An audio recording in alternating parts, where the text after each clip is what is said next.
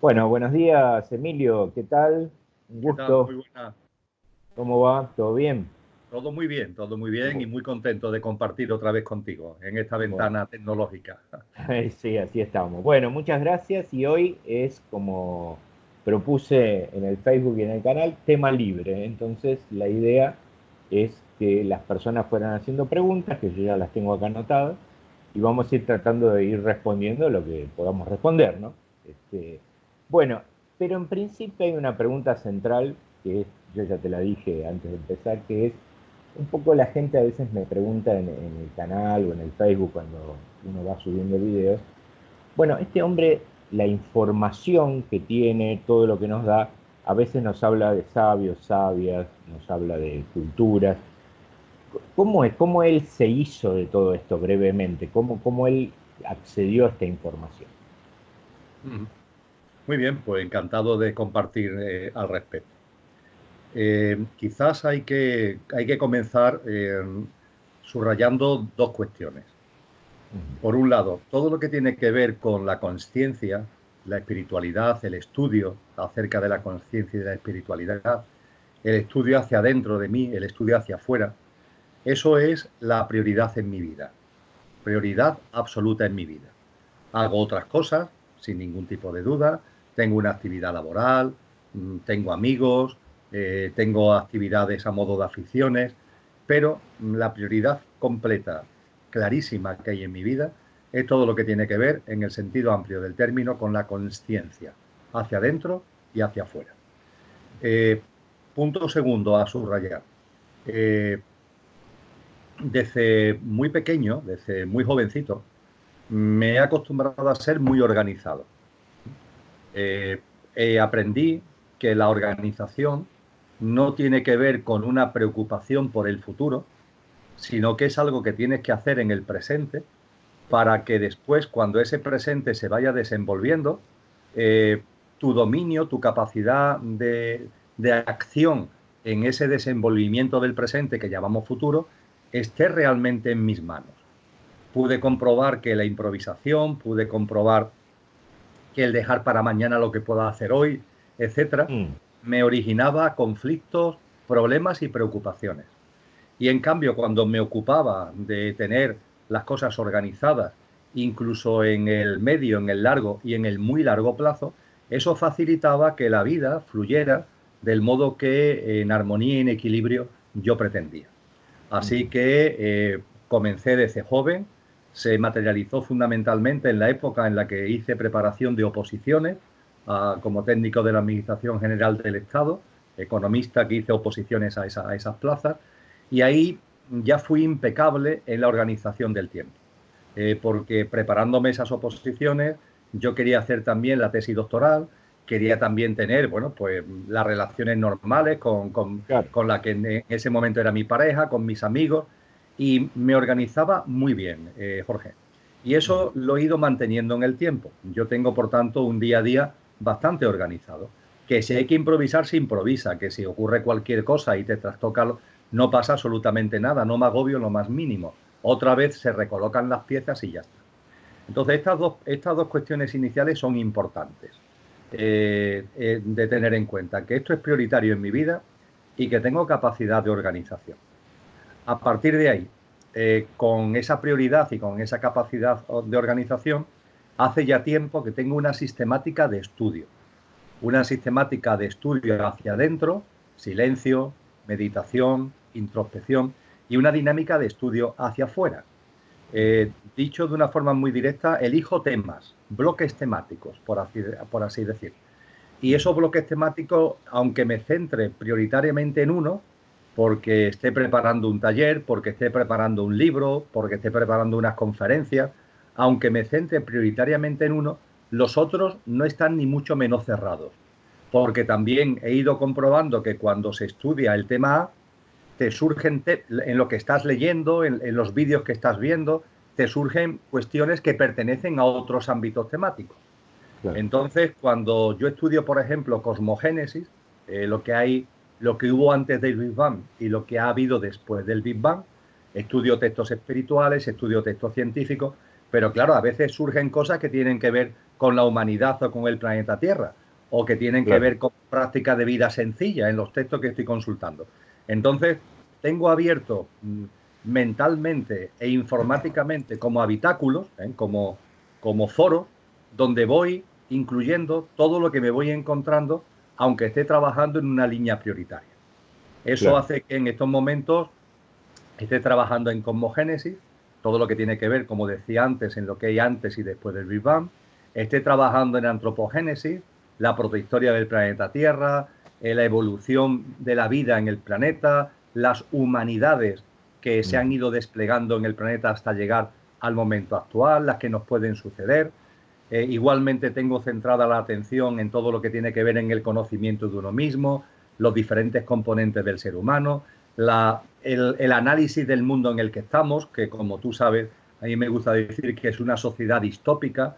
Bueno, pues esa distopía, cómo se pone de manifiesto en la ecología, en el medio, en la economía, en la salud, en la política, etcétera, en las tecnologías, etcétera. Trabajo igualmente en lo que es vida sencilla, porque lo intento llevar a cabo, la práctica del aquí y ahora, vivir el momento presente. Tengo también una mirada puesta en la vida después de la muerte, que es un tema que también me interesa mucho. Y estos asuntos que te comento, Jorge, los voy abordando conmigo mismo periódicamente de la mano de lo que escribo, de lo que comparto en talleres y charlas, etcétera, etcétera. Y con los otros frentes siempre abiertos para ir incluyendo lo que me va llegando. A partir de ahí, y es lo último, desde luego en Internet tenemos mucha información. Cuando a mí me interesa un tema en particular, acudo a la red y busco información al respecto. Pero también tengo que reconocer que en mis hábitos de estudio, el libro es muy importante. ¿Eh? Claro. Por supuesto que utilizo la red, pero el libro es muy importante. Es otra Y bueno, experiencia distinta, la del si libro. moviera el ordenador de un lado para otro, esto que es mi despacho en casa, veríais que hay miles de libros. En total, en su número completo, en lo que tenemos en nuestra casa, Lola y yo, superan los 5.000 libros. Y esos 5.000 textos están muy centrados, hay de todo, pero están muy centrados en temas que tienen que ver con la conciencia y con la espiritualidad. Y ha habido una búsqueda por parte nuestra de textos de tradiciones antiguas. Es decir, que cuando personalmente hablo de los textos védicos, de lo que tienen más de 4.500 años, y hablo de la raíz que parte de esos textos védicos, por ejemplo, con los Upanishads, o con el Mahabharata y en su seno con la Bhagavad Gita, o hablo posteriormente de los Yoga Sutras de Patanjali, o cambiando el escenario hago referencia al Corpus Hermeticum de Hermes Trismegisto, a los principios herméticos, o hacemos referencia a Pitágoras, a la Academia Pitagórica, a las aportaciones de Platón, etcétera, etcétera, etcétera. Todo eso lo tenemos en la biblioteca. Ha sido un trabajo y sigue siendo un trabajo ingente. Es visitar librería de viejos, que se llama aquí en España, visitar librerías de libros usados, hablar con los propietarios por si llega un libro de estas características, un libro de aquello. Y en esos libros, en la red y en esos libros encontramos, por así decir, los fundamentos, encontramos el alimento para que finalmente todo lo que he compartido pues vaya cogiendo consistencia y finalmente me dé algo que realmente pueda aportar, que lo que aporte no sea las cosas que a mí se me ocurren un buen día y que Claro, puede ser o no puede ser, sino que, hombre, por supuesto tienen que ser cosas que resuenen en mi corazón, pero claro. procuro e intento que sean cosas que además están contrastadas por venir de hombres y de mujeres y de tradiciones espirituales que se caracterizan indudablemente por su seriedad. Bien, bueno, queda clarísimo, queda clarísimo. Esto para la gente que me había preguntado varias veces en ocasiones cómo era el tema, ¿no? Bueno, si te parece vamos a comenzar con las preguntas así libres que las personas fueron haciendo en el canal y en Facebook y te las voy a ir transmitiendo y vamos a ir conversando sobre eso, ¿no? Eh, y como para comenzar, una persona preguntaba, eh, ¿es así como dicen que se supone que elegimos a los padres y hay un plan de vida que nosotros diseñamos? Y entonces, si diseñamos eso, ¿cómo juega el libre albedrío? Es decir, ¿yo puedo romperlo ese plan de vida? Ahí empiezan las preguntas. Muy bien. La premisa inicial, elegimos a nuestros padres. Esto es algo que he encontrado en muchas tradiciones espirituales. Por ejemplo, en el traducido al castellano, el título que le han dado las editoriales es El libro tibetano de los muertos. Realmente, esa es una traducción, en el mejor de los casos, interpretativa, porque el título no dice en absoluto eso. Ese libro, su título original, datado en el siglo VIII, es el libro del estado intermedio. Entendiendo por el estado intermedio ese estado en el que estamos desde que salimos del plano físico hasta que llegamos al plano de luz, que es lo que fundamentalmente se estudia en ese texto. No obstante, el texto, que se puede encontrar incluso resumido a modo de documental en Internet, el texto también habla de lo que realmente somos, nuestro ser, nuestra dimensión álmica y espiritual, lo que vive cuando llega ya al plano de luz. También hay algunas referencias al respecto. Y en esas referencias al respecto se narra muy simbólicamente y muy bellamente cómo el alma que ya decide volver a encarnar busca a sus padres. Y metafóricamente se ve como una especie de gran pasillo, en una especie de cueva, donde hay muchas parejas. Y ese alma se va paseando para elegir a la pareja que quiere que sean sus padres. Hay que entender que esto es, por tanto, una decisión que toma el alma que va a encarnar, pero por supuesto es imprescindible que las almas de aquellos que van a ser sus progenitores físicos den el consentimiento, estén de acuerdo. Las almas, estamos hablando siempre de nuestro verdadero ser. Finalmente, cuando se produce ya el hecho y nacemos y tenemos unos padres, implícitamente ahí hay un pacto de amor entre esas almas. Después puede ser que aquí la mamá o el papá no quieran tener ese hijo. La mente, el pequeño yo, el ego, puede tener otros pensamientos, pero el alma, que es una cosa muy distinta y que tiene una sabiduría y que tiene unas connotaciones muy diferentes, es la que toma protagonismo en esta acción. Bien, venimos aquí. Al tener elegido nuestros padres, ciertamente no solamente se eligen a los padres, se está eligiendo una época concreta, un momento histórico, una geografía, un lugar geográfico, se está también eligiendo una condición socioeconómica, la situación socioeconómica de la familia en la que vas a nacer. Todo eso va implícito en la decisión que se toma de elegir a unos determinados progenitores. Eso ya evidentemente marca tu formato de vida. No es lo mismo nacer en Argentina que nacer en Alaska que nacer en Birmania o nacer en Birmania que nacer en Andalucía. Son contextos distintos. Y evidentemente no es lo mismo que tus padres sean unas personas que no tienen recursos económicos ninguno y que están pasando dificultades en su día a día para cubrir las necesidades básicas, a que tenga una familia que tenga recursos y que tenga propiedades. Eso enmarca. El porqué es por lo que el alma quiere vivir, por lo que el alma considera que tiene, el alma que encarna, considera que es su proyecto de vida. El proyecto de vida, Jorge, siempre es el mismo para todos. Es crecer en autoconsciencia. Es decir, tener delante experiencias que nos permitan sembrar, porque allí, en el plano de luz, recogemos lo que aquí hemos sembrado. Aquí hacemos la siembra, allí hacemos la cosecha. Y con un formato de vida u otro, el propósito siempre es el mismo. Sembrar. Sembrar además cosas que cuando estemos allí se puedan extraer jugo, no sembrar piedras egoicas, egocéntricas, alienantes, distraídas, porque eso después no te va a servir para nada en el plano de luz para extraer ninguna cosecha. Entonces, todos tenemos un propósito de vida que es crecer en autoconsciencia. Es cierto que, no obstante, cada alma tiene un nivel de autoconsciencia y, por tanto, lo que nos ponemos por delante es crecer en función del nivel de autoconsciencia con el que yo llego ahora a esta nueva vida.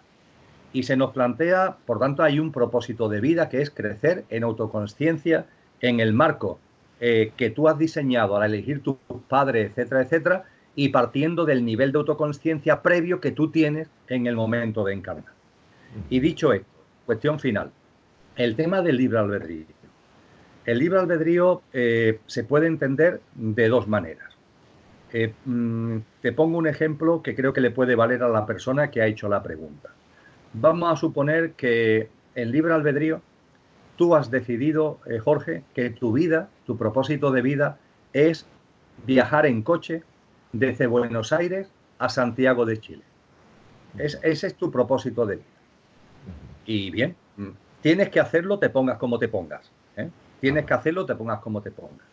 Pues bien, cada kilómetro que hagas, aunque tengas que ir por una determinada carretera, aunque tengas que seguir un determinado trayecto y no te puedas salir de ahí, lo cierto es que tú lo vas a vivir como tú quieras vivirlo.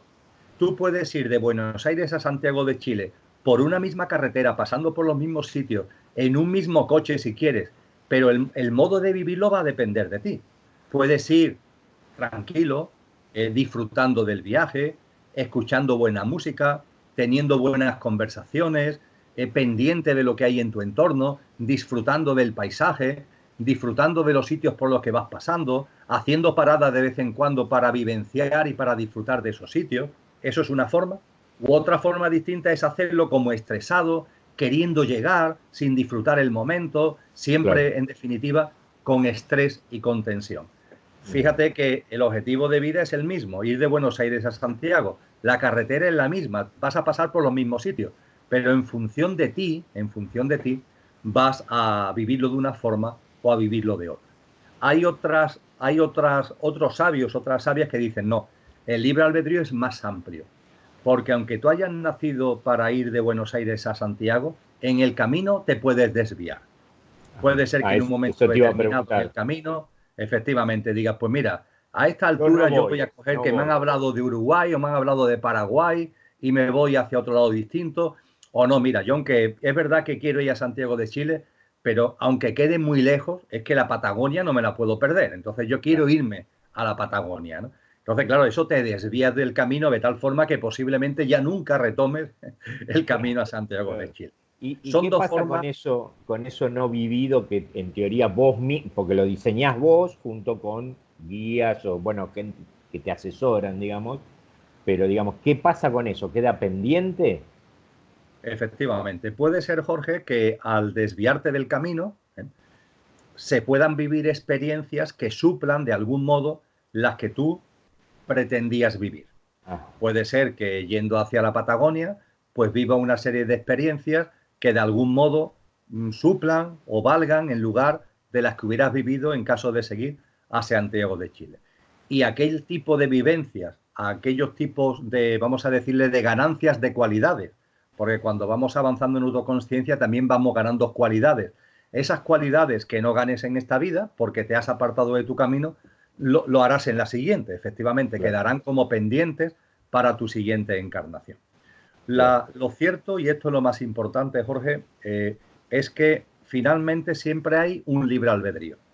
Cuando estamos aquí, con independencia de nuestro nivel de conciencia, que influye en que nos demos más o menos cuenta de lo que voy a compartir, pero lo realmente importante es que cuando aquí estamos, el libre albedrío fundamental consiste en que tú puedes vivir alineado con la vida, con el sentido de la vida, con el fluir de la vida o a contramano del sentir de la vida. Cuando el estado de conciencia va evolucionando, nos vamos percatando de que la vida tiene un sentido, de que la vida tiene una especie de plan. Nos vamos percatando, por ejemplo, de que en la vida, en la tuya, en la mía, no hay casualidades, hay causalidades. Nos vamos dando cuenta que la vida está llena de sincronías, que está llena de señales, que está llena de causalidades. Nos damos cuenta de que la vida es algo que somos nosotros, pero que es mucho más grande que mi pequeño yo. Evidentemente esa vida soy yo, pero soy yo desde lo que verdaderamente soy, no desde ese pequeño yo, que es lo que ocurre a veces, que nos aferramos al pequeño yo y entra en medio todo lo que tiene que ver con el ego, entra en medio todo lo que tiene que ver con lo egoico, entra en medio todo lo que tiene que ver con el egoísmo, y antes de darme cuenta, en lugar de ir alineado con la vida, con las causalidades, con las sincronías, con las señales, con ese gran fluir vital, antes de darme cuenta, debido a mi egoísmo, voy contramano de la vida. Claro. Voy como peleado con la vida. Desconfío de la vida, no me doy cuenta que las cosas son como corresponde, voy siempre queriendo que las cosas tienen que ser lo que yo quiero, como yo quiero, cuando yo quiero, donde yo quiero. Siempre tengo muchas necesidades, no las necesidades básicas, sino muchas necesidades artificiales, y necesito mucho, y de lo mucho que necesito, lo necesito mucho. Y no nos damos cuenta, pero eso lo estamos haciendo en libre albedrío. Y en paralelo nos vamos poniendo en contrasentido a la vida. Con lo que en definitiva, y concluyo, en libre albedrío realmente, más allá de los escenarios vitales que podamos vivir cada uno, las dos grandes opciones es vivir a favor del sentido de la vida o en contramano del sentido de la vida. Si vivimos a favor del sentido de la vida, en castellano, lo que nos corresponde, el calificativo que nos corresponde, si vivimos a favor del sentido de la vida es sensatos, somos sensatos. Y si vivimos a contramano del sentido de la vida, en castellano puro, somos insensatos. Y yo diría que esa es nuestra gran elección, vivir como personas sensatas o como personas insensatas, percibiendo que la vida que soy yo es una vida que tiene un plan, que tiene una inteligencia, que tiene un fluir, que está lleno de señales para que yo mismo, desde mi coche, desde mi pequeño yo, me dé cuenta, etcétera, o no, encerrarme en el pequeño yo, y ahí, a partir de ahí, aunque no me dé cuenta, me estoy apartando del sentido de la vida y me estoy poniendo en contramano del sentido de la vida. Ese es el gran juego del libre albedrío, vivir como una persona sensata o simplemente como un insensato. Claro, claro, claro. Lo que me lleva a pensar, mientras que hablabas, siguiendo siempre con la analogía de coche y conductor, para que se entienda, digamos, es que el tema que la mente y nuestro ser también está muy identificado con el coche, ¿no? Y esto es, por ejemplo, lo que justifica el miedo a la muerte, ¿no? O sea, estamos tan identificados con el coche que nos cuesta mucho entender que somos un espíritu transitando una experiencia humana, ¿no? O sea, es como que lo común, lo habitual, la vida, no lo puede ver tan fácilmente. Por eso, bueno, justamente el propósito de encontrarnos con lo que realmente somos, ¿no? Justamente, ¿no? Pero bueno, es difícil en el ámbito común, habitual de las personas. Por eso está bueno estas charlas como para ayudar a darse cuenta, ¿no? de todas estas cosas.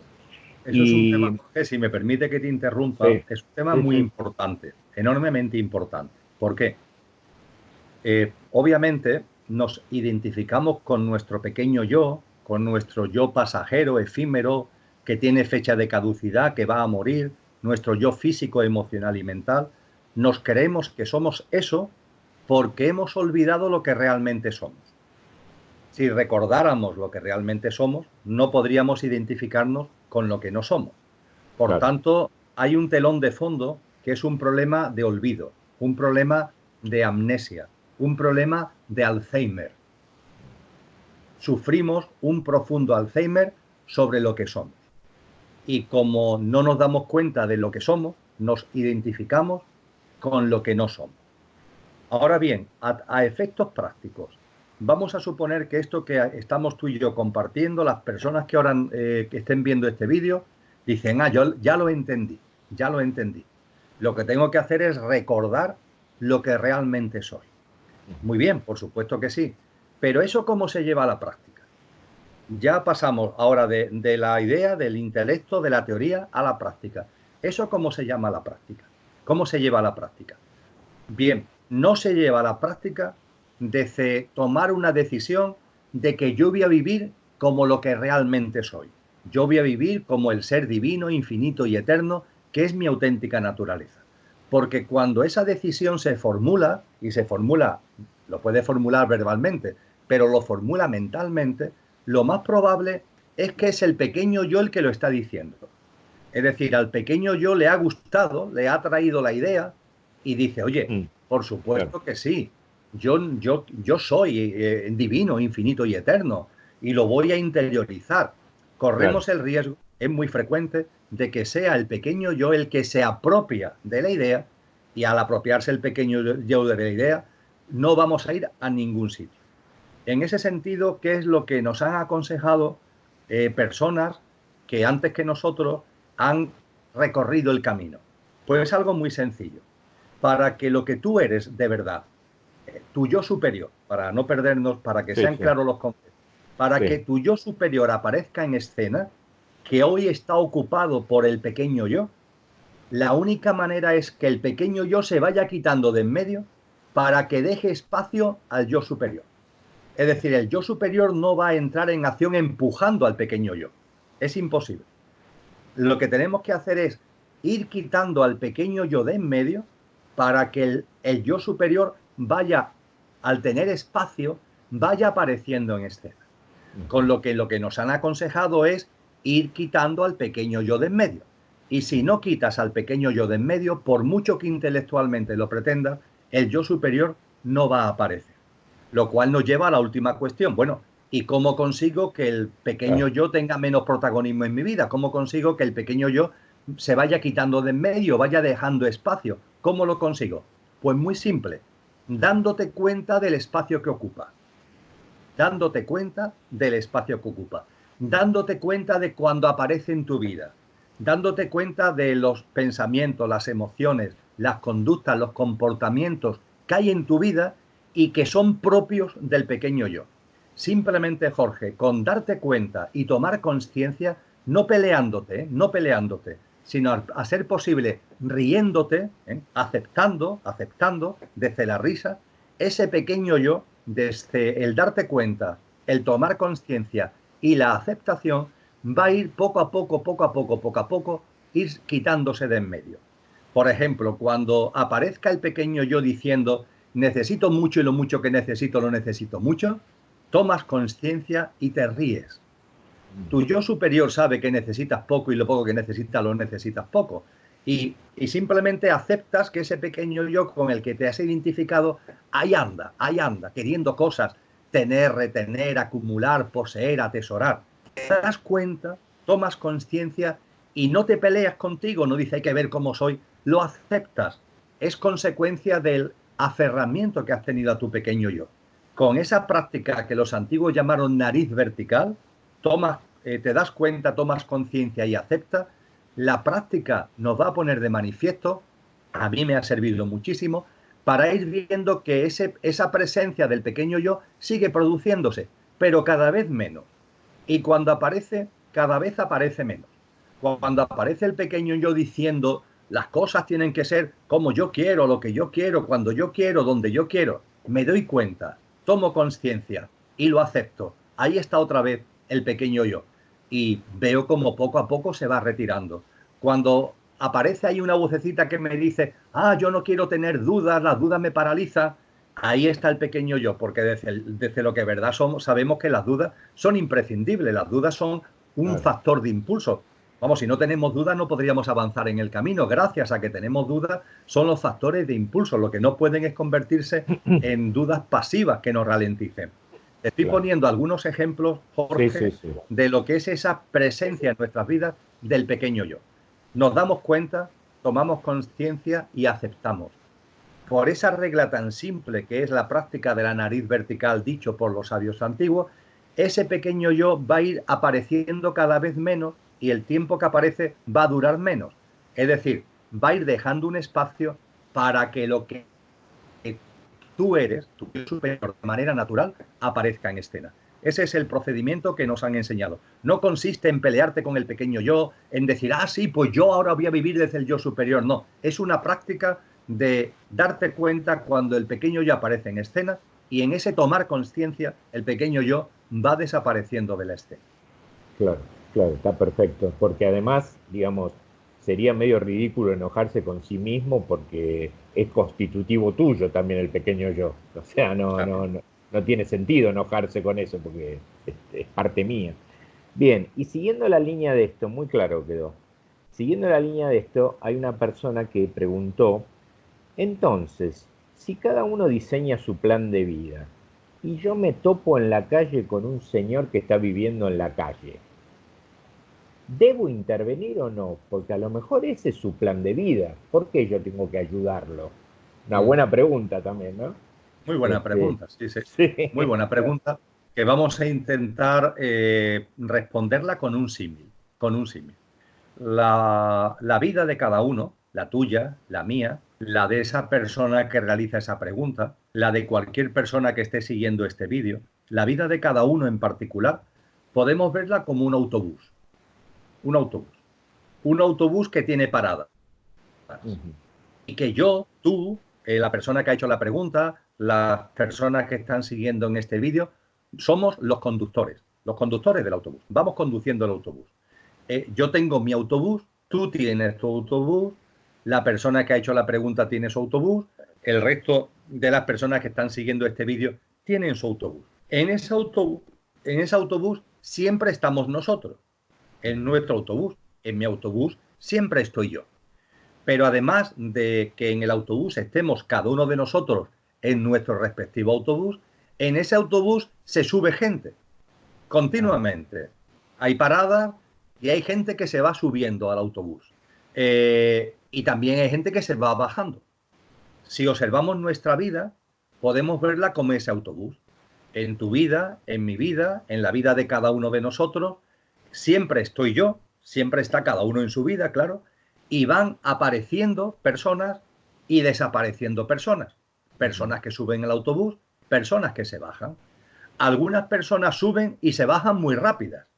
No sé, entramos en algún sitio, a un edificio de lo que sea, y en el ascensor coincidimos con 3 personas más. Le damos los buenos días o las buenas tardes.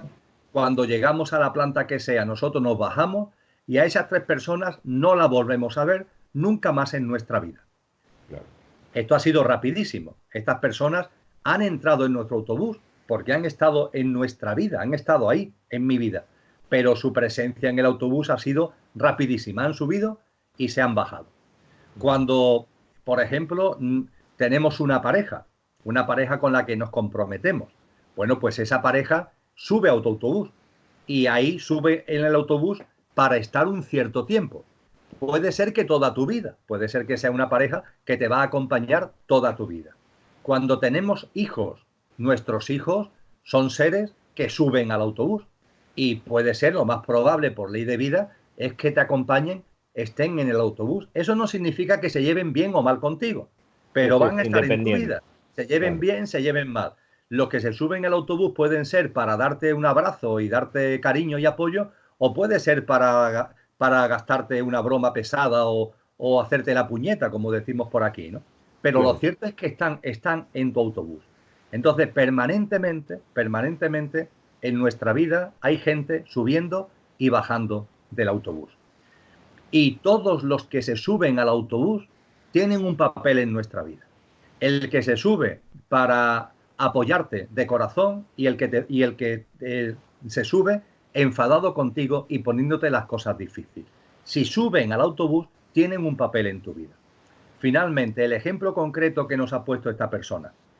Si hay una persona que necesita ayuda, que se sube al autobús, el hecho que tiene que importarte no es esa persona, sino el hecho de que se ha subido al autobús. Si esa persona tú no la vieras, si esa persona no apareciera en tu vida, no, a efectos prácticos no existe. Pero si esa persona sube a tu vida, resuelve la duda que ha plantado esta persona. Si ha aparecido en mi vida, será por algo. Si ha aparecido en mi vida y yo pueda ayudarla, no estoy interfiriendo su proceso, porque si ha subido a mi autobús, será por algo que tiene que ver con su proceso también. No hay casualidad. Si esa persona está en mi vida, aparece en mi vida, esa persona y yo le doy cualquier tipo de apoyo, es que esa persona ha venido a mí, esa persona ha entrado en mi autobús, con lo que yo no estoy haciendo una labor de ir por ahí buscándolo para interferirlo. No, es que ha venido a mi vida. Esto lo expresaba muy bien Jesús de Nazaret en sus famosos milagros. Por supuesto que la enfermedad, por ejemplo, puede ser un factor de impulso en consciencia. Hay enfermedades que llegan para que evolucionemos en consciencia. ¿Y quién soy yo para curarte la enfermedad a ti? Si esa enfermedad puede ser que haya venido a tu vida por una razón consciencial profunda. ¿Quién soy yo? Pero claro, Jesús de Nazaret lo dejó explícito e implícito en algunos mensajes. Lo que él pone de manifiesto es, bueno, si alguien viene a mí para que lo sane, yo ya no estoy haciendo una interferencia en su vida. Es esa persona la que ha venido a mí. Es más, Él decía, tu fe te ha salvado. Yo no he hecho un milagro, yo no he hecho el milagro. Has sido tú el que te ha sanado. Es decir, has sido tú al venir a mi vida y al tener una confianza en que yo soy un alma muy potente, unas capacidades, has sido tú al venir a mi vida el que te ha sanado. Es decir, por tanto, aunque nosotros podemos pensar que sanamos al otro, ha sido el otro el que se ha sanado al acercarnos a nosotros. Cuando en nuestra vida aparece alguien y le damos un apoyo, realmente ese apoyo se lo está dando esa persona a sí misma al haber entrado en nuestra vida que le podemos dar el apoyo. ¿Entiendes, Jorge? Sí, sí, Simplemente perfectamente. darle un giro a la cámara y se Sí, entiende sí. perfectamente. Sí, sí, está perfecto, está perfecto. Otra cosa que se me ocurre, digamos, en relación a lo que me venías explicando, que muchas personas seguramente les cuesta entender que yo como alma programé tal accidente o tal cáncer o tal hijo que murió o lo que sea, digamos, para que sea mi plan y evolucionar. Claro, a nivel mente, a nivel humano, eso cuando vos se lo decís a alguien te dice, pero qué barbaridad, ¿qué me estás diciendo, no? Pero sin embargo, tiene también un para qué, ¿no? En primer lugar, hay muchísimas cosas en nuestra vida que no están, por así decirlo, programadas, planificadas. Muchísimas, muchísimas. Hay muchos encuentros, muchos desencuentros, muchas circunstancias, muchos hechos, muchas situaciones que no están previstos, que se van desplegando conforme estamos aquí en la vida. Diríamos que lo que sí está previsto son determinados hitos, determinados acontecimientos y determinados encuentros. Por ejemplo, una determinada enfermedad es muy probable, una enfermedad, no estamos hablando de una gripe, no estamos hablando Claro, de una enfermedad, entre comillas, de bajo nivel, que puede deberse simplemente a que un día no te has abrigado, ya está. Y eso no sí, está sí, en ningún plan, por supuesto. Estamos hablando de enfermedades fuertes, enfermedades que llegan a tu vida y que de verdad te marcan. No sé, el hecho de que yo un día subo a una montaña, me caigo y al caerme me fracturo el peroné y el peroné origina unos trombos que me llevan al límite de la muerte y a vivir una experiencia cercana a la muerte, es un hito que estaba previsto en mi vida. ¿Eh? claro. Estamos hablando, por tanto, de hitos o de personas que son fuertes, que son potentes. Fíjate que puede haber encuentros con personas que consideramos potentes y realmente no lo son. Es decir, hemos pactado con la otra alma la persona que es nuestra pareja. Pues a veces sí y a veces no. Claro. Hay veces que efectivamente antes de encarnar con otra alma tenemos ya un pacto de amor para que sea nuestra pareja o para que sea nuestro mejor amigo o nuestra mejor amiga. Pero a veces no. A veces ese mejor amigo, esa mejor amiga o esa pareja devienen por los acontecimientos aquí de la vida cotidiana y no es algo que haya sido objeto de un pacto previo. Lo que Claro. sí suele ocurrir es que cuando hay un pacto previo se siente una especial intensidad en la relación. Es decir, cuando no es algo que ha sucedido aquí en el plano físico, sino que sucediendo en el plano físico tiene una raíz en el plano de luz, eso se suele manifestar, se suele poner de manifiesto porque la intensidad de la relación es más fuerte. La intensidad de esa relación de pareja, la intensidad de esa relación de amistad es más potente. E incluso es algo que cuando empezamos a abrir nuestra mente a estas posibilidades, nos damos cuenta que ahí hay algo, un factor de atracción, ahí hay un elemento muy concreto cuya potencia no nos pasa desapercibida. Y eso Claro. puede ser, si a lo mejor hemos tenido varias parejas de una cierta intensidad en nuestras vidas, podemos percibirlo, que hemos podido estar enamorados 3 o 4 veces, pongamos por Sí, caso, o más, sí, claro, cada uno es cada uno, ¿no? Pero hemos claro, podido estar enamorados 3 o 4 veces y conviviendo con una persona X años y con otra persona X años y con otra persona X años. Pero sin embargo hay una en la que tú sí percibes que ahí hay una relación más especial. Lo cual no quiere decir que dure para siempre, porque puede ser que el encuentro sea para vivir una serie de experiencias y no tiene por qué ser de por vida, ¿no? Pero ahí hay algo, una fragancia, hay una intensidad, hay una vibración que nos permite darnos cuenta de lo que tiene una raíz fuera de este claro, plano. claro, claro. Y además eso no desvirtúa las otras experiencias tampoco, digamos, con Para otras nada, personas. para nada. A lo mejor tenías que vivir varias experiencias estando con varias personas, ¿no? Es así.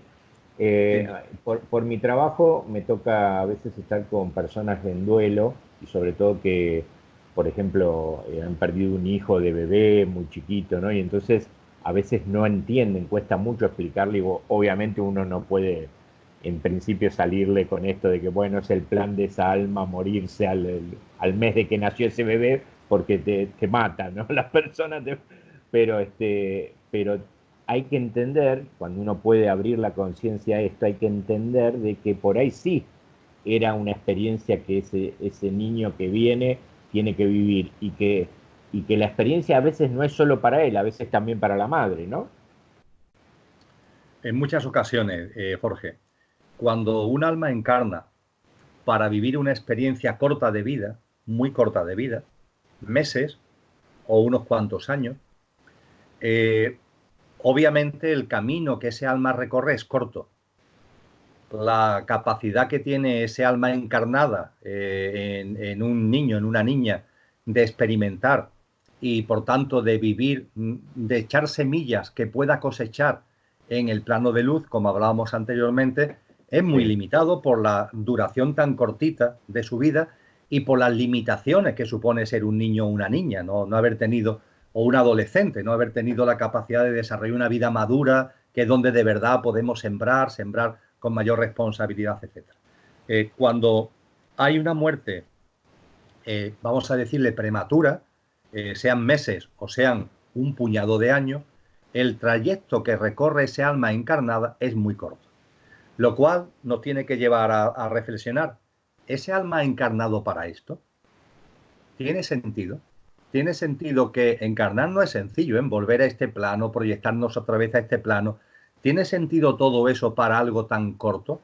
A partir de ahí, ese interrogante que se abre es muy importante, porque nos lleva, como tú muy bien has apuntado, a pensar que ese alma ha encarnado, bueno, sí, para vivir una experiencia, aunque haya sido limitada, pero sobre todo y fundamentalmente ese alma ha encarnado para ayudar a otras almas que estaban ya aquí y siguen estando aquí cuando ese alma ya se ha ido, le están ayudando a que esas almas que estaban y siguen estando vivan una experiencia tan absolutamente desgarradora, tan absolutamente rompedora, un terremoto, un huracán de una magnitud tan tremenda que obligatoriamente, no digo obligatoriamente, pero la probabilidad es muy alta de que tengan que recomponer su vida.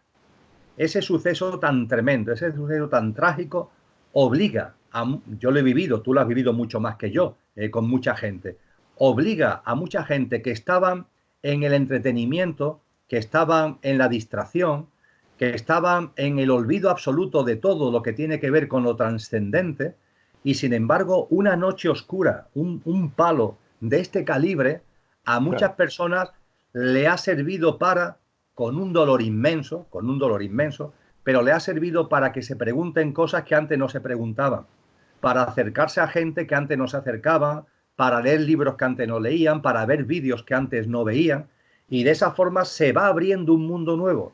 Al principio indetectable, porque esa persona está tan rota que es como una Claro. pared.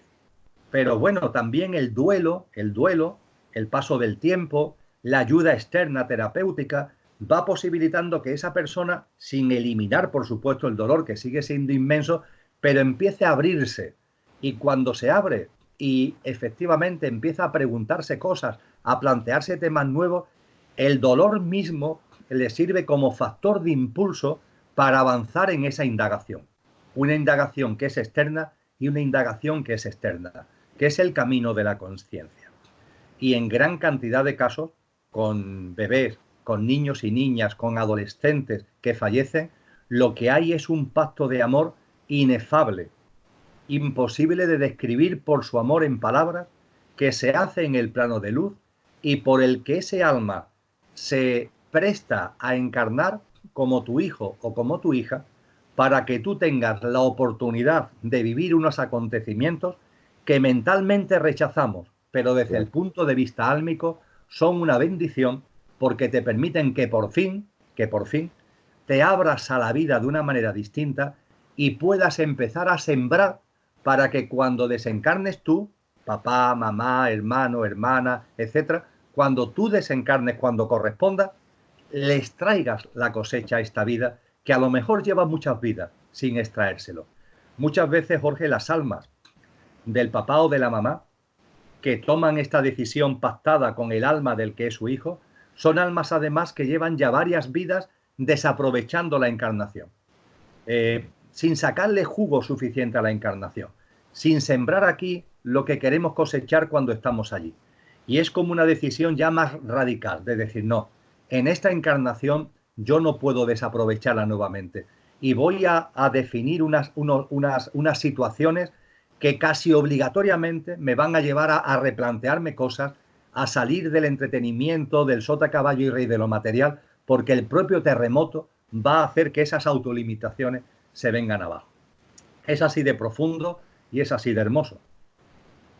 Bien, y se me ocurre preguntarte, a raíz de lo que vas comentando, si el alma en el plano de luz diseña esto, estas experiencias que vos estás comentando, quiere decir que tiene percepción de que eso le va a servir, ¿no?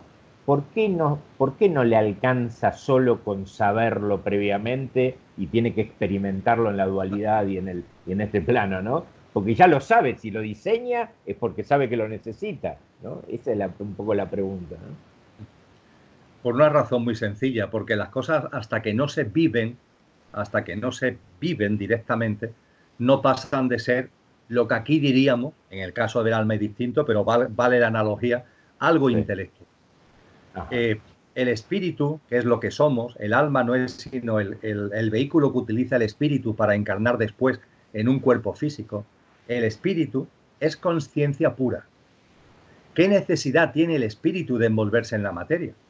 El espíritu, siendo conciencia pura, sabe lo que ocurre en los planos densos, en los planos materiales. Sabe que cuando se vaya envolviendo en la materia, inevitablemente se produce el olvido en el inicio del proceso. Después hay la posibilidad de irte saliendo del olvido, pero sabe que cuando llegamos a los planos densos nos envolvemos en la materia y la conciencia queda como atrapada y se produce ese Alzheimer del que hablábamos anteriormente. Eso el espíritu lo sabe. Ahora bien, una cosa es saberlo y otra cosa es vivirlo. El espíritu es conciencia pura. La conciencia pura no puede aumentar, porque en cantidad no puede aumentar, no puede incrementarse. Ahora bien, lo que hace la conciencia es expandirse. Y la expansión de la conciencia se vive por las experiencias. Yo puedo tener una conciencia máxima, conciencia pura, hablando por hablar, poniéndolo como ejemplo. Pero nunca he ido, ya antes hablábamos de la Patagonia, pero nunca he ido a la Patagonia. Y desde mi conciencia pura, un día me desplazo a la Patagonia. Cuando vuelva aquí a Andalucía, cuando vuelva a Sevilla, mi conciencia no habrá aumentado, porque ya era una conciencia máxima pura antes de ir a la Patagonia. Ahora bien, la conciencia no habrá aumentado, pero allí he conocido a gente, he conocido paisajes, circunstancias, condiciones meteorológicas, gastronomía, cultura, etcétera, que antes de ir no conocía y ahora a la vuelta sí conozco. La conciencia efectivamente no habrá aumentado, pero se ha expandido. Se ha expandido por la vivencia, se ha expandido por la propia experiencia. Eso es lo que ocurre desde el punto de vista del espíritu y del alma. Lo que aquí vivimos ya podemos prever lo que va a traernos, pero una cosa es que tú lo preveas álmicamente y otra cosa es que estés aquí, en la tierra, pisando la tierra, y vivas los acontecimientos, los hechos, las situaciones y las personas. Hay que vivirlo, hay que experienciarlo y es a través de la experiencia cómo se expande la conciencia. Bien, bien, bien. Bien, siguiendo con otra pregunta que me han hecho acá para vos en el Facebook, hay otra persona que pregunta lo siguiente, dice, supongamos que mi esposo, al cual amé tanto, fallece, ¿no? Y reencarna. Y yo muero 30, 40 años después, ¿no? Y llego allá y él reencarnó. ¿Yo lo podré ver, lo podré encontrar o no? Una buena pregunta también. Sí, es una buena pregunta, además llena de amor. Es una pregunta llena de amor. Claro, Bien, claro. en este sentido que se comenta en la pregunta, tenemos que estar enormemente tranquilos. Por una razón muy sencilla, que también está contrastada con textos y con estudios de muchísimas tradiciones y de muchos sabios. Lo que se encarna no es el alma en su integridad. El alma individual que está encarnada en ti, Jorge, el alma individual que está encarnada en mí, Emilio, su envergadura, su potencia es de tal calibre que no puede encarnar.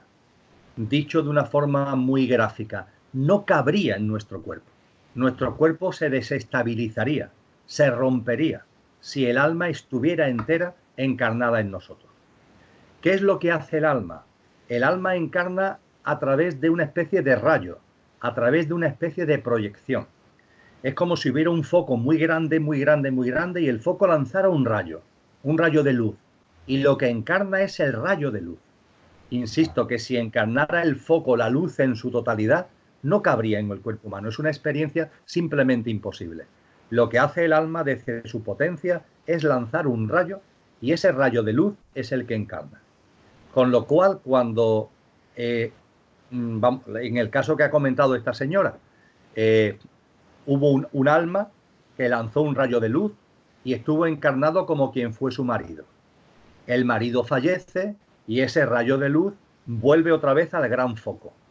Ella sigue aquí y ese gran foco, que es el alma de su marido, a los 5, 10, 15 años, cuando sea, vuelve otra vez a proyectar un rayo y se encarna como un bebé que empieza una nueva vida.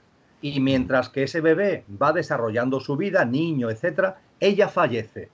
Al fallecer ella, su alma, su rayo de luz, vuelve al plano de luz. Y dice ella, entonces no me voy a encontrar con el alma de quien fue mi marido. Sí te la vas a encontrar, porque ese alma, como la tuya, de hecho, nunca abandona el plano de luz, sino que proyecta un rayo. Con lo que el alma en sí, el alma en su auténtica entidad, el alma en su auténtica envergadura, de ese que fue tu marido y ahora ha vuelto a encarnar, sigue estando en el plano de luz. De hecho, Jorge, nunca abandona, el alma nunca abandona el plano de luz. Lo que hace es que proyecta en cada encarnación una especie de rayo. Y cuando nosotros volvemos, aunque se haya vuelto a lanzar otro rayo, nos encontramos con ese alma de quien fue nuestro ser querido. Bien, ¿tendría que ver esto con el tema de la multidimensionalidad, digamos, en un punto? Bueno, la multidimensionalidad en sentido estricto tiene que ver con el hecho, ya no solamente del alma, que también, sino del espíritu y el alma, que para llegar a este plano humano han tenido que recorrer todas las otras dimensiones. El cosmos, el universo, la manifestación, hay muchas dimensiones. Y para que un espíritu acompañado del alma llegue a este plano, inevitablemente tiene que pasar por todos. El ejemplo que he puesto sobre el foco de luz que se proyecta desde el plano de luz al plano físico, también lo podríamos ver desde el espíritu que se proyecta desde la divinidad más pura hasta llegar a ese plano de luz que aquí te abre las puertas del plano. Cuando el espíritu se proyecta para llegar a esta dimensión, si llega a esta dimensión es porque antes está, no solamente ha pasado, sino que antes está por todas las dimensiones. Sería el ejemplo de una linterna, la linterna que tenemos en nuestra mano y la proyectamos a la pared. La pared es nuestro plano material, nuestro plano de vida física. Pero para que esa linterna, su rayo llegue hasta la pared, esa linterna, su rayo de luz, está en todos los otros puntos previos. Hablando de dimensiones, hablando de frecuencias vibracionales, hablando de planos del universo, de las dimensiones que habla la ciencia, el espíritu que hay en ti, el espíritu que hay en mí, no solamente está en este plano físico actualmente encarnado de la forma álmica que hemos dicho, sino que está en todas las otras dimensiones. Dicho de una forma muy más directa todavía y utilizando una terminología, en este caso cristiana, el espíritu que está en ti o está en mí, no solamente está en Jorge y está en Emilio, sino que está en ángeles y en arcángeles y en tronos y en potestades y en principados y en virtudes y en querubines y en serafines, que es como la teología cristiana clasifica lo que la ciencia denomina dimensiones. Esa es nuestra multidimensionalidad, la presencia del espíritu que llega hasta la materia densa en todas las otras dimensiones previas por las que tiene que proyectarse para llegar a este plano físico. Esa es la esencia de nuestra multidimensionalidad. Y ahí estarías hablando del espíritu, digamos, que podemos llamar Dios, Porque yo te escuché la otra vez hablar de que había un coche, digamos que el alma era un coche dentro de otro coche, ¿no? Como que el espíritu mismo originario, creador, como querramos llamarlo, está experienciando a través de todos nosotros también. Es así. El espíritu al que yo he hecho referencia efectivamente es la divinidad pura, que está en cada uno, ¿eh? Los cristianos, creo que lo he compartido alguna vez contigo, Jorge, los cristianos lo llaman Espíritu Santo. Sí, El Espíritu Santo es el Espíritu que es uno en cada uno, la divinidad que es una y está en cada uno, ¿eh?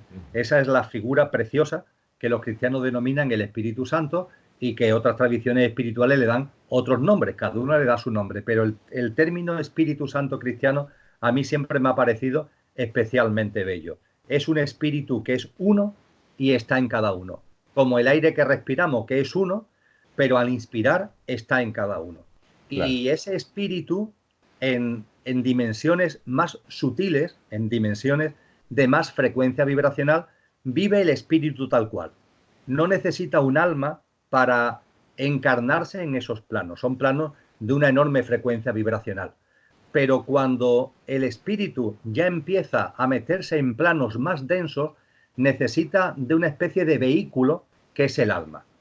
El ejemplo que me gusta poner es que para meterme en el mar, para que tú o yo nos podamos meter en el mar, en el Atlántico, en el Pacífico, me da igual, si nos quedamos entre las olas, podemos estar nosotros mismos, con nuestro bañador o desnudos, pero ahí estamos, nosotros, jugando con las olas, nadando, chapoteando, saboreando el sabor de las olas, la brisa marina. Pero ¿y si nos queremos meter más adentro? ¿Y si nos queremos meter a 20, 30, 40 metros? Necesitaremos ya algo, un complemento, una gafa de buceo, unos tanques de oxígeno. ¿Y si queremos meternos más adentro? 200 metros, 300 metros, necesitaremos un submarino.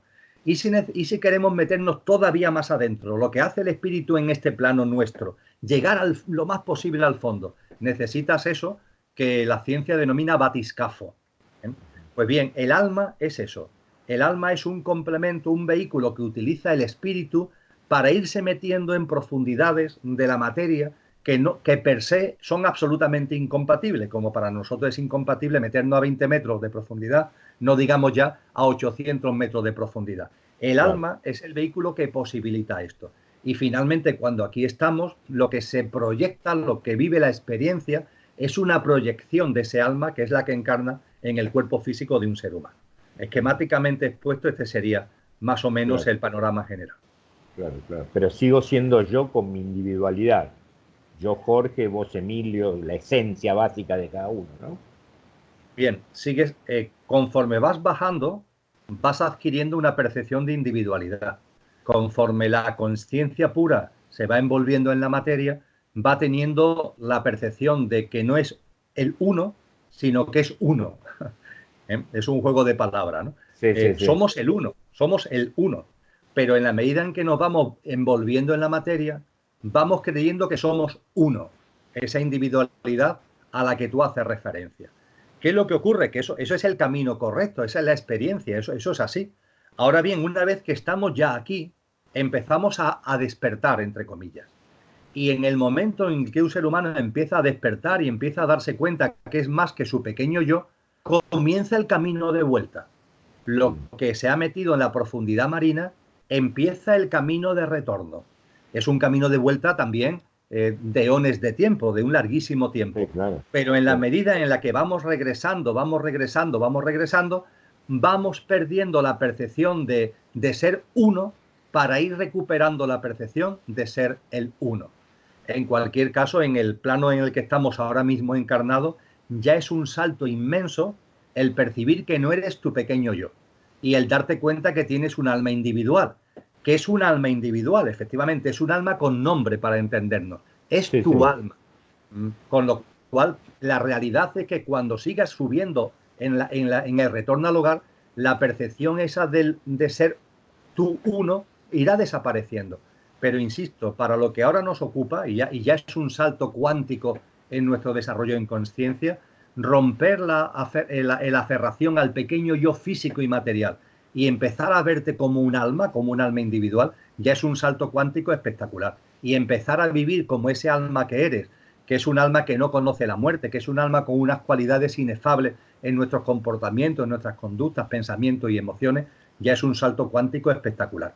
Que después iremos viviendo experiencias durante vete a saber cuánto tiempo, en donde esa percepción de individualidad irá desapareciendo. Yo creo que eso ahora mismo, Jorge, sabiendo que es así, no nos tiene que ocupar y menos preocupar. Lo que nos tiene que ocupar es dejar de aferrarnos a lo material, a mi pequeño yo material, y empezar a percibir de que tengo un yo, aunque siga siendo un yo, pero tengo un yo superior que no conoce la muerte. Bien, bueno, y ya yendo a la última, por hoy quedan un montón, pero bueno, haremos otro encuentro. Muy bien. Hay una persona que pregunta si que tiene un familiar que ha muerto con Alzheimer, ¿no? Y si esto ocasiona algún tipo de dificultad en el tránsito. Categóricamente no, bajo ningún concepto, dificultad ninguna. Hay experiencias en esta vida donde la consciencia, por decirlo de una forma muy rotunda, la consciencia deja ya de estar. Es como si, desde el punto de vista de la experiencia a desarrollar por el alma, ya hubiera vivido lo que tiene que vivir. Y lo que se vive a partir de ese punto, dicho de una forma gráfica, no computa. Vamos a ver, esto sucede, por ejemplo, en situaciones de coma. Una persona que por un accidente de tráfico, pongamos por caso, o por una enfermedad, entra en coma. Esa persona, de hecho, lo que es ya no está ahí. Lo que es ya no está ahí. El cuerpo está en la cama tumbado, tiene unas constantes vitales, está enchufado a una serie de instrumentos médicos, pero lo que somos no está ahí. Lo que somos no queda prisionero del cuerpo físico, lo que somos está fuera. Está fuera normalmente cercano a donde está el cuerpo físico, pero viviendo experiencias fuera. Eso hace que cuando se sale del coma, hay personas que dicen que no han estado en coma, que han estado todo el tiempo conscientes. Y te hablan Claro. no solamente de lo que ha sucedido en la habitación donde han estado encamados durante semanas, sino lo que ha pasado en toda la planta del hospital en el que se encuentran e incluso en todo el hospital. Cosa que ha pasado en la cafetería, cosa que ha pasado en una habitación que está 40 metros más para allá. Pero ¿cómo es posible? Porque todavía que haya captado cosas que han pasado en la misma habitación, bueno, como está ahí el cuerpo, puede ser que la Claro. haya oído, pero hay cosas que han pasado 3 plantas más arriba o 4 plantas más abajo. Cuando en situaciones de coma, lo que somos no queda prisionero del cuerpo físico que está en coma. Lo mismo ocurre con las situaciones de sedación, cuando por los procedimientos médicos, por los protocolos médicos, se seda a un enfermo, lo que somos no está ahí, está fuera. Cuando estamos en situaciones de demencia senil o cuando estamos en situaciones de Alzheimer, son situaciones donde lo que somos ya empieza a desconectar de lo que físicamente somos. Y por tanto, al haber esa desconexión, lo que se vivencia, lo que se experiencia en el coma, en la demencia senil, en el Alzheimer, en la sedación, no afecta para nada al tránsito, porque al tránsito afecta lo que hacemos o dejamos de hacer en estados de conciencia, no cuando estamos en estas situaciones, vamos a llamarle intermedias, con lo que hay que perder cualquier tipo de miedo, perdemos cualquier tipo de miedo y no influye absolutamente para nada. Es más, muchos médicos han compartido conmigo, bueno, también lo han hecho algunos familiares, que es curioso porque personas que están en coma o personas que están en situación de demencia senil o personas que están en estado de sedación en la cama de un hospital, antes de morir, antes de fallecer físicamente, se produce un rato de lucidez. Es decir, es como si lo que somos estuviera fuera. Y cuando ya llega el momento del fallecimiento físico, vuelve. Vuelve para despedirse, vuelve para darte la mano, vuelve para compartir contigo incluso una pequeña conversación que puede durar un rato, a veces son simplemente minutos, y fallece. Y los médicos y los familiares se sorprenden. Oye, si parecía que estaba mejorando, si Claro. fíjate, ahora es simplemente eso. Había llegado ya el momento de verdad de desencarnar, se vuelve al cuerpo físico, pero no para seguir la vida, sino para que el cuerpo físico muera y entonces ya irse, en este caso ya definitivamente, claro. Claro, qué bien. Bien. Bueno, muy bien. Hay más preguntas sobre el tránsito que las vamos a dejar para el próximo encuentro, cuando lo pactemos. Y la última dice, la persona dice que he escuchado que en un accidente, por ejemplo, de autos fulminante, ¿no? Muy fuerte, el alma no padece el accidente en sí porque sale segundos antes. ¿Es verdad o no? Esa es la pregunta. Es cierto. Pero ojo, no solamente ocurre en el accidente, ocurre en todos los fallecimientos. Es Ajá. decir, siempre que el cuerpo va a fallecer, ese momento de la exhalación última, ese momento agónico final, donde el cuerpo vive el fin de la vida, siempre, siempre lo que somos ha salido antes. Ha salido segundos antes. Sea un accidente de tráfico, sea que te dan un tiro por la calle, sea un proceso de enfermedad, cuando ya va a llegar el momento definitivo de lo que denominamos muerte, fallecimiento físico, segundos antes se sabe. Si alguien me diera a mí un tiro en la cabeza, pongamos por caso, incluso de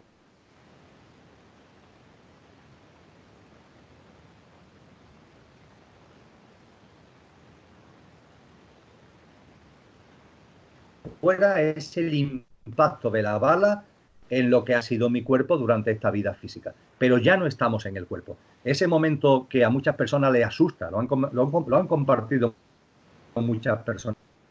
Oye, Emilio, yo no tengo miedo a la muerte, pero porque sé que hay vida más allá de la vida. Pero ese momento final, ¿no? Donde ya el cuerpo se paraliza, donde se produce la muerte física, donde se produce esa agonía, ¿no? No nos tenemos que preocupar porque la naturaleza es muy sabia y lo ha programado de tal forma que la conciencia sale del cuerpo antes de vivir ese momento definitivo.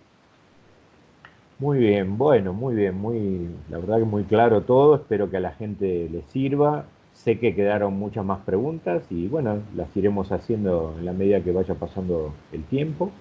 Así que bueno, yo te quiero agradecer, Emilio, este rato que nos juntamos, y gracias por siempre estar disponible como para que podamos realizar estos videos que a la gente le gustan mucho. Muchas gracias a ti, Jorge, por la ventana que abre. Encantado de compartir contigo. Y efectivamente, ahí ha quedado mucho material de trabajo. Sí, sí, sí, Lo iremos abordando muy gustosamente en sí, futuros sí. encuentros. Perfecto. Bueno, muy bien. Muchas Yo gracias. dejamos la grabación, gracias y seguimos por privado. Muchas gracias, Emilio. Gracias.